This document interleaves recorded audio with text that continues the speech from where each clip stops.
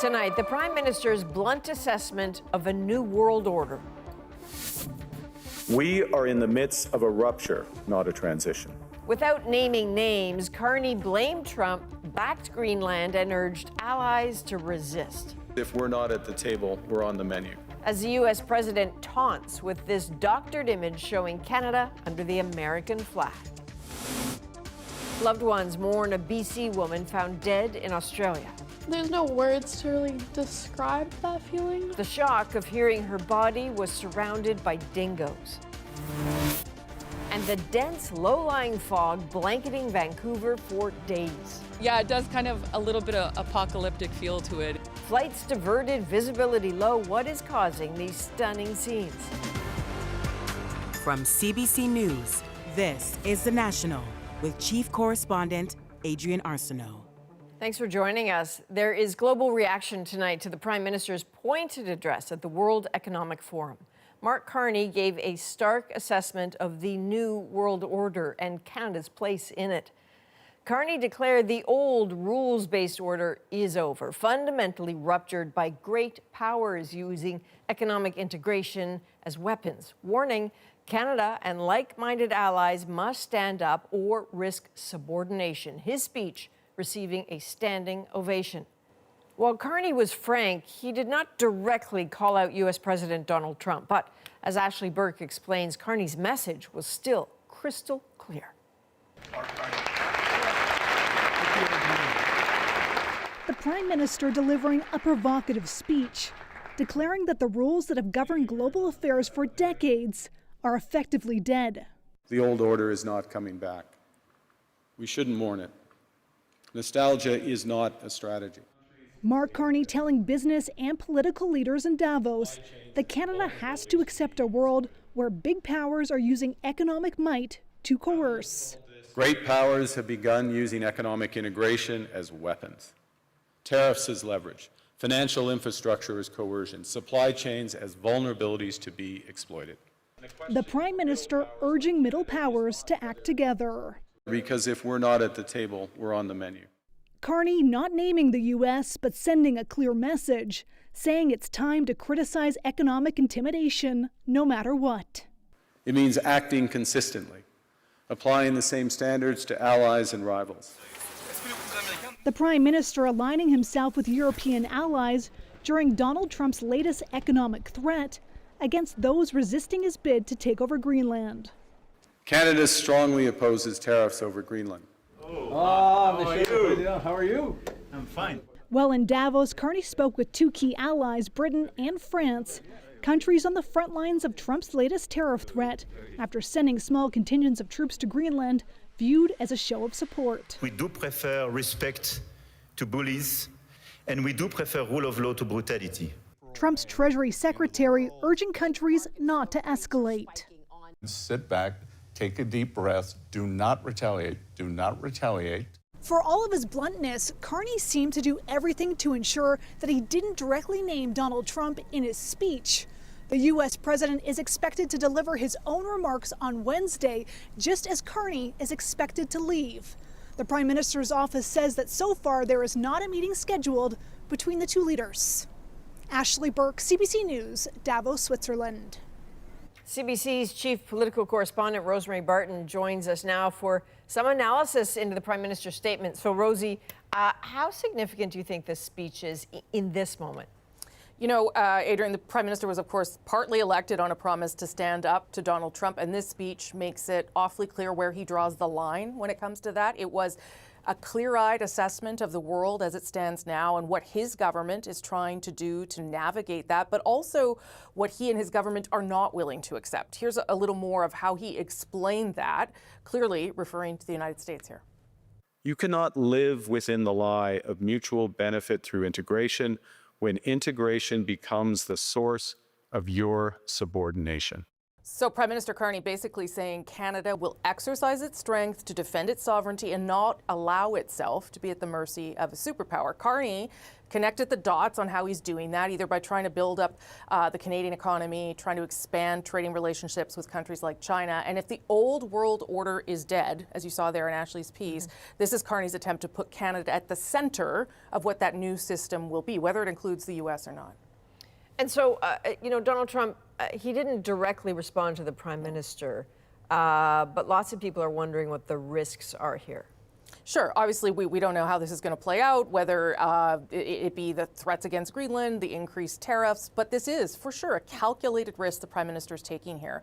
Perhaps weighing that it's more important to lay down some of these markers. This is a speech he wrote himself, Adrian, to deliver a message about Canada's foreign policy, but also to say there is a limit to what the world should be willing to accept from what he calls the powerful. There has been, remarkably little criticism of the speech so far. That could change, though, depending on how or if the president decides to respond. All right, Rosie, thank you. That is CBC's chief political correspondent, Rosemary Barton. Now, Trump is standing firm on his push to take over Greenland, and what comes next dominated questions with the U.S. president today. As Katie Nicholson shows us, Trump marked 1 year in office with long, sometimes meandering remarks at the White House. And it's big stuff, too. U.S. President Donald Trump holding court. The Gulf of Trump, that does have a good ring, though. Maybe we could do that. 1 year to the day he was sworn back into office. For a sometimes rambling 80 minutes, he trumpeted his accomplishments. We withdrew from the corrupt World Health Organization. Before opening the floor to questions. How far are you willing to go to acquire Greenland? You'll find out. Those words just hours after a pair of posts compounding the anxiety of U.S. allies. 2 AI-generated photos, one in which Trump hoists an American flag in Greenland, the other featuring a map with stars and stripes covering both Greenland and Canada. Trump's unwavering fixation on acquiring Greenland plunged stocks Tuesday to their lowest lows in months. And was the talk of Davos, where rattled European leaders did their best to remind the U.S., ahead of the president's visit, they are friends. And plunging us into a downward spiral would only aid the very adversaries we are both so committed to keeping out of the strategic landscape. And pushed back against the threat of tariffs and a darker shift in foreign policy. And where the only law that seems to matter is that of the strongest, and imperial ambitions are resurfacing. Trump may want Greenland, but both Democrats... This is crazy, and President Trump should change course. ...and Republicans largely not on board. There is broad bipartisan opposition in Congress to any use of force in relation to Greenland. Not far from the White House, nearly 1,000 marked the president's 1 year anniversary in a very different way and had this message to U.S. allies. I am sorry. I regret that this is what's happened in our country because obviously we are all responsible. A small apology in a deepening international crisis. Katie Nicholson, CBC News, Washington. And there's pushback tonight against another Trump plan, his board of peace, supposedly meant to rebuild Gaza. But as Sasha Petrusek shows us from Jerusalem, some countries, including Canada, are expressing real concern. Storm after storm batters Gaza, ratcheting up misery. But some expect change to blow in from the new high-level board of peace and its local Palestinian administrators, like Hosni al-Magani. Maybe these countries on the board will be tough and force Israel to let Gazans have a life, he says. But U.S. President Donald Trump's board of peace is running into trouble too, getting world leaders to accept invitations, afraid the board is designed to push aside the UN, not just here in the Mideast, but globally.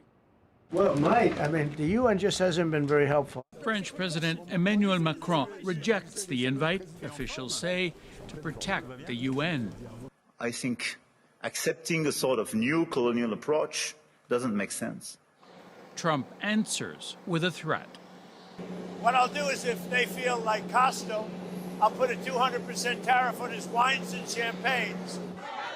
Some leaders don't like the invitation list, that it includes Russian President Vladimir Putin, who's waging war in Ukraine.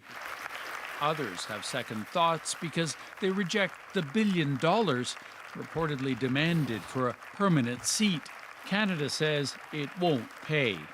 We have been invited. Prime Minister Mark Carney is qualifying his earlier acceptance, determined to make Gaza aid a priority. It needs to coincide with the immediate full flow of humanitarian aid into Gaza. We are still not where we need to be. And that is why many aren't rejecting the plan flat out. Nobody wants to upset that apple cart because there is no other Middle East peace plan in place. Indeed, peace in Gaza has many other hurdles beyond the board. Sasha Petrusik, CBC News, Jerusalem. The UN agency tasked with delivering aid to Palestinians is slamming a move by Israel tonight to tear down some of its buildings. The UNRWA compound in occupied East Jerusalem has sat empty for months. Israel seized the site last year. The head of UNRWA called the demolition deliberate defiance of international law. Israel's national security minister called it a historic day. The country accuses UNRWA of being infiltrated by Hamas, allegations it denies. Well, family and friends are grieving the loss of a BC teen whose body was found on an Australian beach surrounded by wild dogs called dingoes. Piper James's cause of death is still unknown. But as Michelle Song tells us, her parents say she was strong and would have fought back. We did lots of dancing together. Now left with just the videos and memories of her close friend Piper James, Brianna Falk is struck by the loss. There's no words to really describe that feeling. James was found dead on Monday on a beach in Australia's remote Garry Island, her body surrounded by a pack of wild dogs native to the region called dingoes. The 19-year-old from Campbell River, BC, traveled to Australia with a friend after graduating high school, a trip her parents supported, telling CBC News their daughter was strong and adventurous, but looking forward to coming home. It just feels like the things that aren't going to happen again, the weddings, the kids. Yeah. Those are what I'm going to miss, and she would have been all that. James told friends she was going for an early morning swim and never returned. Police described the horrific scene to her parents. I asked, would I be able to have an open casket when I bring her home? And he paused and he said, mate, no, mate, it's not going to happen. The cause of her death is still unknown, and it's not clear what role the dingoes played. But concerns over the dingoes have been growing on this island, known for its vast national parks with 500,000 visitors each year. The risk is always present. Ben Allen is a member of the island's Dingo Working Group. He says there's always room for improvement, but the island is best known for their management of dingoes. The sophistication of the management programs that they do for dingoes are probably the most advanced in Australia. I just really hope that her parents can find a lot of peace. Whatever the autopsy brings up, that's at least going to give them some answers. A small bit of solace James's loved ones are hoping for. Michelle Song, CBC News, Toronto. The Conservative Party says leader Pierre Poilievre will run in a different riding in the next federal election. Poilievre won in an August by-election in Alberta's Battle River Crowfoot after losing his Ottawa area seat in April. Damien Keurig, who stepped down so Poilievre could run, will represent the Conservatives there again. The party hasn't yet said where Poilievre will run next time. Well, the BC RCMP say they're doing everything they can to crack down on extortion, warning the public not to take matters into their own hands. There's not a crisis. This is a threat to public safety, absolutely. But you've got a lot of people out there now that are so afraid that they are considering taking the law into their own hands, and that cannot happen. The RCMP says since their extortion task force was formed 4 months ago, 7 people have been charged and 111 foreign nationals are being investigated, with 9 removed from the country. They've also been tracking suspects across Canada, including in Alberta and Ontario. Well, nearly 6 years after her partner killed 22 people in Canada's deadliest mass shooting, Lisa Banfield is sharing her story. The former spouse of Gabriel Wortman has released a new memoir. And as Kayla Hounsell tells us, families of his victims are furious.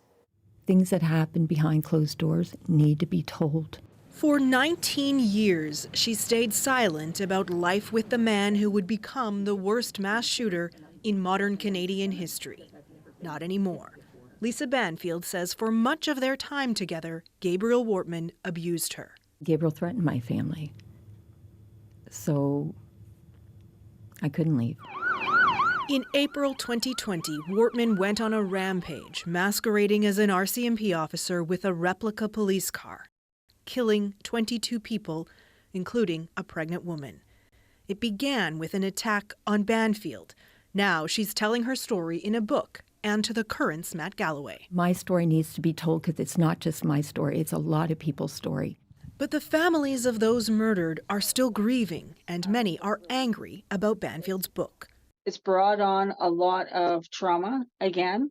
Tammy Oliver McCurdy lost her sister Jolene Oliver, brother-in-law Aaron Tuck, and her 17-year-old niece, Emily. It's about that she's making money off the backs of our deceased family members. Like, there are lots of stories like that she have to take our story. The RCMP originally charged Banfield with providing ammunition to Wortman. The charge was withdrawn after she completed a restorative justice program. The public inquiry examining the mass shooting was clear. Banfield is a victim and was re-victimized by the RCMP. The final report points to the societal failure to recognize the connection between gender-based violence and mass shootings. We believe this lesson to be the single most important one to be learned from this mass casualty, the commissioners wrote. I think her story is really important. This expert in intimate partner violence says the backlash against Banfield is evidence little has changed since 2020. I don't believe anything has changed on a societal level. In regards to the systemic and cultural shift needed, there's been very little movement. Banfield says she lives with survivor's guilt and is still in therapy, but also finding her voice. People are going to say whatever they want about me and judge me, but if I could help one person throughout all of this, I can take that. Kayla Hounsell, CBC News, Halifax. You can catch Matt Galloway's full interview with Lisa Banfield Wednesday on The Current. That's on CBC Radio 1 beginning at 8:37 a.m., 9:07 in Newfoundland. Well, one of Quebec's largest ski resorts has shut down early for the season over a labor dispute. 300 unionized workers have been on strike at Le Massif de Charlevoix since January 2nd. The employees rejected the company's contract offer and a proposal to go to arbitration. So management at the resort northeast of Quebec City pulled the plug on the operation, claiming it's too late to safely salvage the season. Well, thick fog is blanketing parts of BC's south coast, swallowing up cities. It really, it does kind of a little bit of apocalyptic feel to it, if in a certain sense. The challenge that near zero visibility is causing. Next. A pair of Olympic cauldrons are unveiled for Milano Cortina. I wanted to feature something that is a dynamic object. The building anticipation for the Winter Games. Plus, a scientist in Antarctica drills deep, very deep. Seeing ice that is multi-million years old, it's kind of mind-blowing. His journey into the past in our moment. We're back in 2 minutes.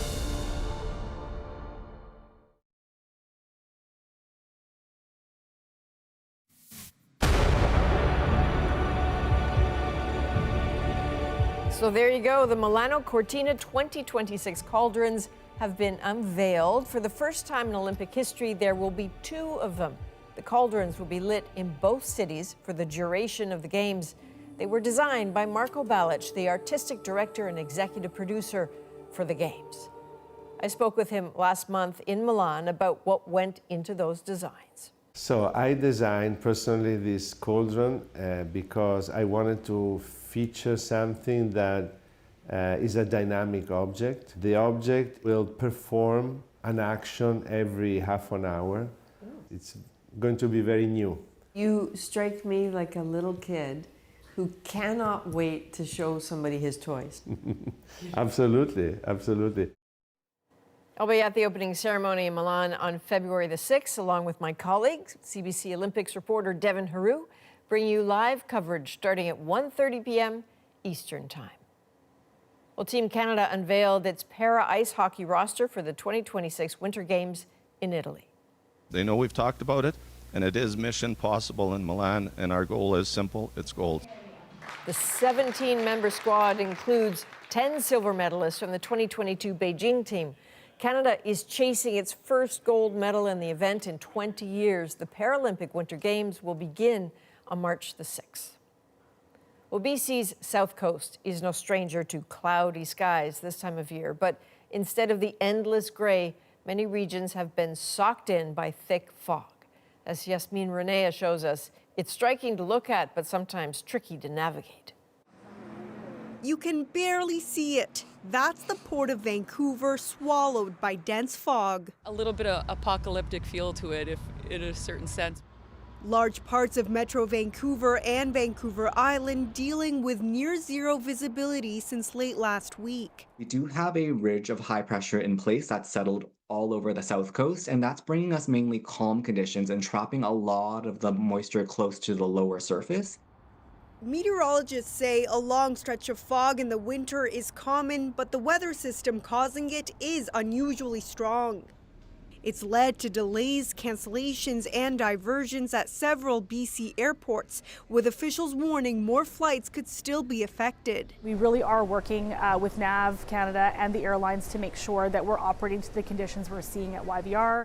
The poor visibility also posed a challenge for crews trying to rescue a disoriented sailor from the waters off Bowen Island. The fog can look beautiful from shore, the big wall of fog, and it's quite romantic. But on the water, it's eerie, it's disorienting, and it can be unforgiving. So like with zero visibility, it changes everything. He says it took nearly an hour just to reach the sailor. We still had to take a minute to check ourselves and make sure our own foghorn was on and we're all safe. And while thick fog is blanketing many communities at lower elevations, up in the mountains, a different story. Clear skies and warm temperatures. Because the fog and the low cloud is actually at a very low level, and therefore everything in the higher elevations is purely just warming up from the sun. Those cloud rivers inspiring plenty of people to take photos. And it really just helps you to appreciate the beautiful city that we live in. Those views, though, are fleeting. Environment Canada expects the fog to lift Wednesday. Yasmin Renea, CBC News, Vancouver. So just what exactly is the science behind all that fog? Sometimes the most disruptive weather in Canada isn't the loud crashing kind, it's the kind that just settles in and refuses to move. Explaining that high-pressure system keeping valleys socked in. And as Mark Carney stakes out Canada's future, we look at the cost of change in the age of Donald Trump. You can't just flick a switch and start selling your goods and services to the rest of the world. You're looking at 5 years, in some cases 10 years. The National breaks down the story shaping our world. Next.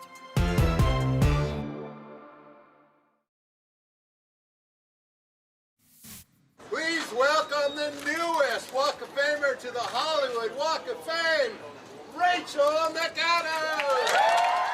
Canadian actor Rachel McAdams officially has her own place on Hollywood Boulevard. The 47-year-old from London, Ontario, is best known for her roles in The Notebook and Mean Girls, part of a wide-ranging film career spanning more than 2 decades. Well, new research from Antarctica suggests penguins are adapting to a changing climate by breeding earlier, sometimes by weeks, and that could put the birds on a collision course with each other. Anayat Singh explains. A colony of penguins on an Antarctic island dramatically shifting their behavior in the face of climate change. We don't know whether to be happy or very sad yet, but for now we are alarmed. The big change, the birds are breeding earlier, a shift that's happening at record speed. Ignacio Martinez led a decade-long study on 3 species of Antarctic penguins. the sweeping survey relied on time-lapse cameras monitoring 37 colonies of penguins in a region warming 3 times faster than the rest of the world. All three, Gentoo, Chinstrap, and Adderley, moved up their breeding seasons. Gentoo's had the biggest change, 13 days earlier on average, and up to 24 days for some colonies. When we looked at the time series of 10 years, one after the other, we realized like, oh, damn, this is the fastest change in any vertebrate ever. Shifting breeding patterns could help some species adapt to climate change and has been seen in other plants and animals. But it's not good news for all, and that could pit penguin species against each other over scarce food and land. So if we only have one species, the chances that the species survives is very scarce.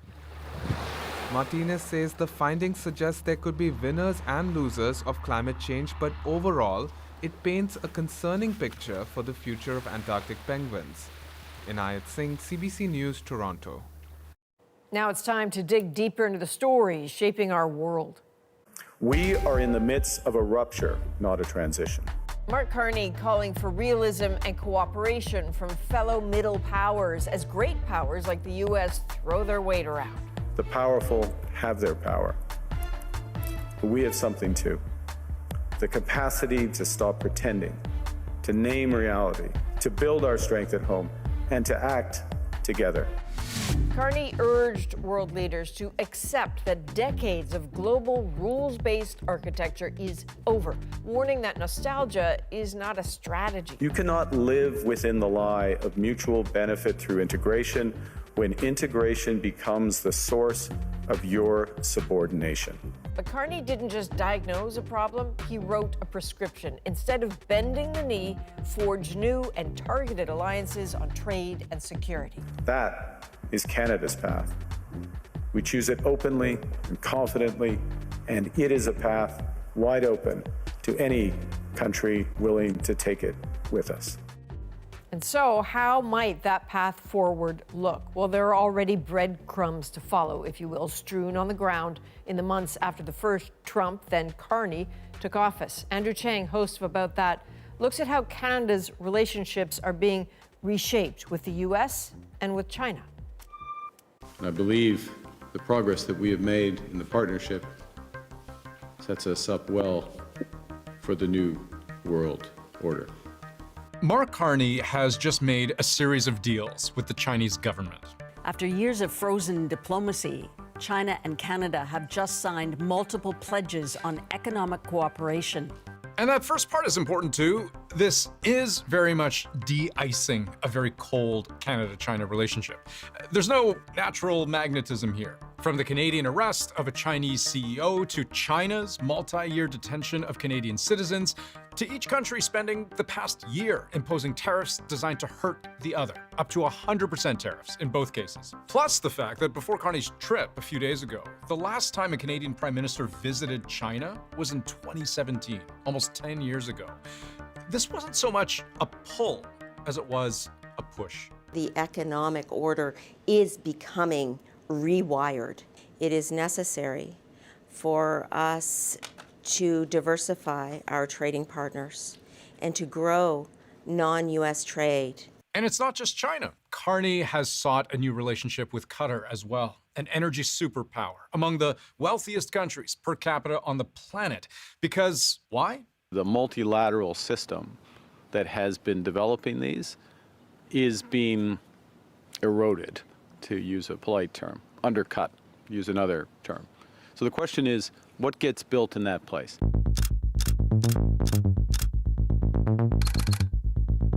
From even before Trump's first day in office, 1 year ago to the day that this video goes out, Donald Trump openly talked about Canada as a country to be controlled. Canada should be a 51st state.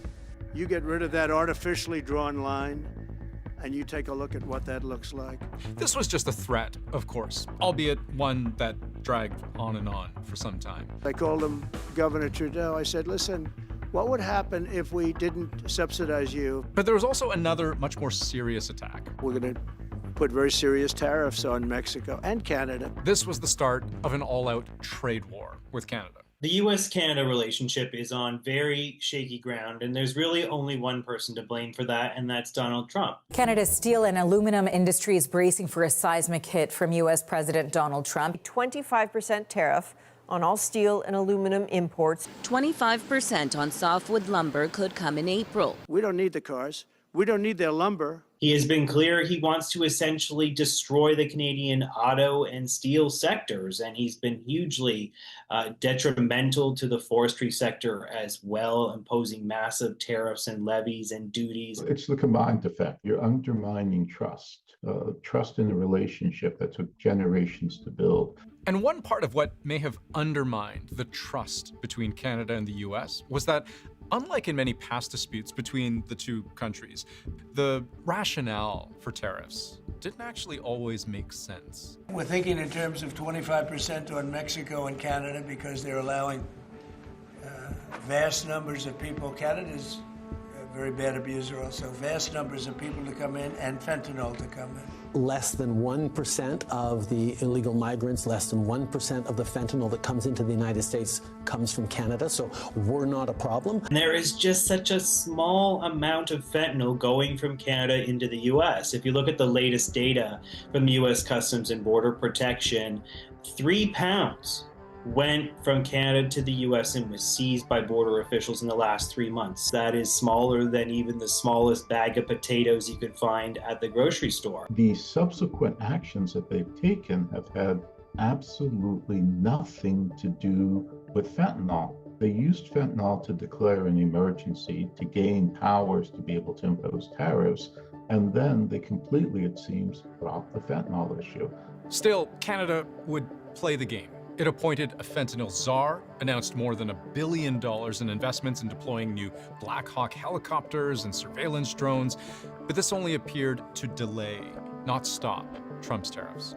Just hours before Donald Trump's 25% tariffs on Canadian goods were supposed to kick in, the U.S. president suddenly put them off. The tariffs he's long threatened and sometimes delayed came in with what's feared will be devastating effect.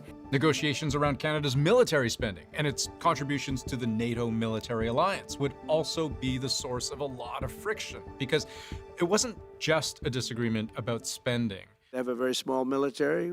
They rely on our military. We basically protect Canada. It was also an explicit threat. One of the presidents of a big country stood up and said, well, sir, if we don't pay and we're attacked by Russia, will you protect us? No, I would not protect you. In fact, I would encourage them to do whatever the hell they want. And Trump's demand to purchase Greenland, to force its sale by Denmark, a fellow NATO country, by way of quote-unquote blackmail. A series of escalating tariffs on several European countries until Denmark agrees to sell to the US these 2 million square kilometers of its own territory. Canada has a very clear position on that too.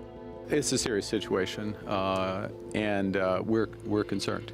We're concerned about this escalation, to be absolutely clear. Where all of these issues are headed, who knows? But that's the problem from the point of view of Mark Carney's government, as in, who knows what the hell the position of the United States is going to be on anything going forward. A major one, by the way, being the trade deal Trump himself signed with Canada and Mexico during his first term, but which this coming year he wants to renegotiate.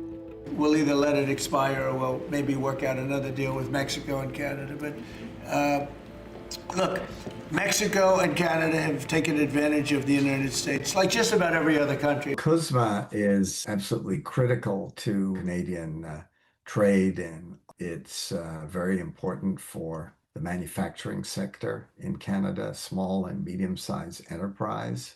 It's not just steel, it's not just aluminum, it's not just lumber. The Canada-US relationship is fundamentally different now than it was a year ago, and Canada and Canadians have taken a big step back from the United States, and there really is a lot of data to prove that. It's had a corrosive impact. It takes generations to build trust. It takes moments to destroy trust. It's going to take generations, I think, to build it back.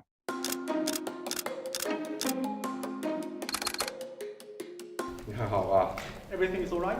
Everything is excellent. Mr. President, together we can build on the best of what this relationship has been in the past to create a new one adapted to new global realities. What's sometimes hard to figure out whenever you have world leaders doing their thing, smiling, shaking hands, signing deals for the cameras, is what any of it really amounts to. Welcome. Good morning. The China deal, for example, is, for now, more of a reversal of past aggression than it is a brand new bilateral adventure. Before Canada imposed a 100% surtax on Chinese EVs last year, it used to charge just 6.1%. The most recent deal is simply a return to 6.1% and applied only to a limited number of imports, 49,000 Chinese cars at this preferential rate. China, in return, is planning to drop its previous retaliatory tariffs on Canadian canola products down from 100% to about 15% over the next month and a half. But beyond that, there is more. More agreements to cooperate, for example, on clean energy, on Canadian oil exports, on improving communication between the two countries generally, and also a new series of strategic partnerships with Qatar in the Middle East as well. This is the first ever visit by a sitting Canadian Prime Minister to Qatar. We've chosen to create greater stability, security, and prosperity together. You're going to hear those words and words like it a lot from Mark Carney. In the shared pursuit of peace, stability, and security. We've often worked together to pursue peace, security, and stability in the world. Because this isn't, according to the Canadian government, just posturing. It's policy. It is time to swing for the fences again. And this is what the upcoming budget will be about. Building, taking control, and winning. Chapter 2 of the most recent federal budget is called Shifting from Reliance to Resilience. It says the United States is fundamentally transforming all of its trade relationships. We cannot rely on our most important trade relationship as we once did. There's talk of transforming our economy by tapping into diverse international trade partners, and then, over and over again, $75 million over 5 years towards finding new markets. $500 million over 3 years for market and product diversification. $5 billion over 6 years to secure new markets. The approach moving in two directions. First, becoming our own best customer, meaning Canadians doing more business with Canadians. And second, growing Canada's trade with the world, doubling non-US exports over a decade, generating $300 billion more in trade. Now, I'm not just taking all this at face value and supposing it will work. I'm just saying they're trying. The strategy is creating optionality. Not all companies are or should leave the US, but for those that need to, we need to strengthen the ability of those companies to look at other markets, to build supply chains with like-minded partners.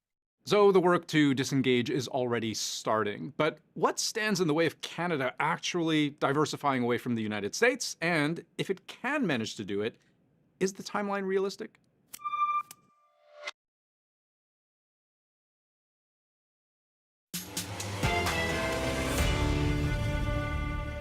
Mark Carney's stark vision of the Trump era means hard choices on trade are coming for Canada.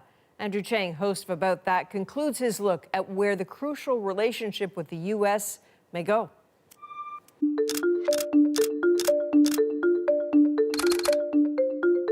So here's the problem. For the version of Canada that thinks it can diversify away from the United States, it can, but all of this is just laying the very first bricks of a very long road. You can't just flick a switch and start selling your goods and services to the rest of the world. You're looking at 5 years, in some cases 10 years. Because the thing to remember is when Canada does business on the world stage, selling the stuff that it makes, one country clearly matters more than every other, and it's not even close. That's the United States, who bought about 77% of what Canada exported in 2024. And the next most important buyer is nowhere near as important. China, the UK, Japan, Mexico, South Korea. Not meaningless, but certainly not American either. You know, roughly 75–80% of our trade is with the US. And that's not a coincidence. It's economics. The larger two economies are, and the closer they are geographically, the more they trade with each other. It's a bit like physics. The shorter the distance, the lower the transaction costs, the more you can trade. And for Canada, that is a crushing structural reality. They will always be together. They will always have this connection because of geography and culture. The United States is so fundamentally important to Canada and our future, and that will likely never change. That's just the cold, hard truth. And this is a relationship steeped in hundreds of years of history, where the infrastructure for moving everything important, roads, rails, pipes, cables, the entire Canadian economy is based around the immutable fact that Canada and the US are neighbors. So the reality check here is that steering Canada's economy away from the US, it's like carefully untangling two trees that have knotted together over centuries. But on the other hand, that work, as painstaking as it may be, appears to be underway. And if Canada feels its money is better spent with China than with the US, then the US isn't just pushing away a key ally. It's pushing that ally into the hands of its greatest rival. Now, the Canada-China trade deal is set to kick in by March the 1st. Tariffs on Canadian canola are expected to drop to 15%. The tax on electric vehicles from China will be set at just over 6%. Canada is targeting a 50% increase in exports to China by 2030. Well, we've got just enough time to shift gears here. Earlier in the show, we told you about the very thick fog creating near zero visibility in parts of Vancouver. Well, our senior meteorologist, Johanna Wagstaff, does a quick riff on the science. Fog. It's hard to ignore, hard to escape, and hard to forecast. Here's what's happening in 90 seconds. So most of the time, the sun heats the ground, then heats the air right above it. That air starts to rise, air expands, cools, and sinks back down. It's this constant churning, this vertical motion that keeps the atmosphere moving. But every so often, that whole structure flips. Cold, heavy air settles right against the ground. Meteorologists call this an inversion. You can think of it like an atmospheric lid. And right now that lid is being held down by high pressure, sinking air that traps everything underneath. With nowhere to go, that moisture condenses into tiny droplets, AKA a cloud on the ground. It's also why you almost always see fog in the morning. Overnight, without the sun to keep things churning, the ground loses heat, chills the air right above it, and that cold air becomes heavy and just sits there. That's all fog is, the air stuck in the wrong order. And that cold layer is usually very shallow. We're talking 50 to a few hundred meters. So white out at a bus stop, but if you go up a mountain, clear blue skies. Sometimes the most disruptive weather in Canada isn't the loud crashing kind, it's the kind that just settles in and refuses to move. Well, Environment Canada says it expects conditions to improve around Wednesday afternoon, but caution drivers in the affected areas slow down and maintain a safe distance. Well, coming up, scientists take a look inside a glacier. To, be there with it, it's kind of mind-blowing. Revealing the ancient ice that lies beneath. Next in our moment.